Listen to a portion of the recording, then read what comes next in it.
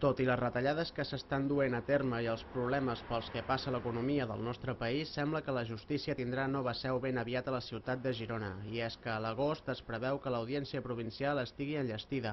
La concentració de dependències suposarà un estalvi d'1,5 milions d'euros a l'any en despeses de lloguer i en consum energètic. El nou edifici ha d'aglutinar dependències judicials que hi ha repartides a Girona, com l'Audiència o els jutjats socials.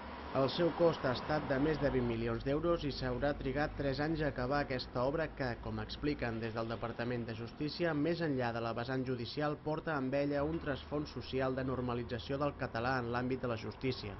Aquesta normalització dins del món judicial es veu reflectida en les 11 parelles lingüístiques que hi participaran aquest 2012 al programa Voluntariat per la Llengua. La iniciativa pretén fomentar la coneixença del diàleg entre persones voluntàries que volen compartir unes hores de conversa en català i altres que en volen aprendre.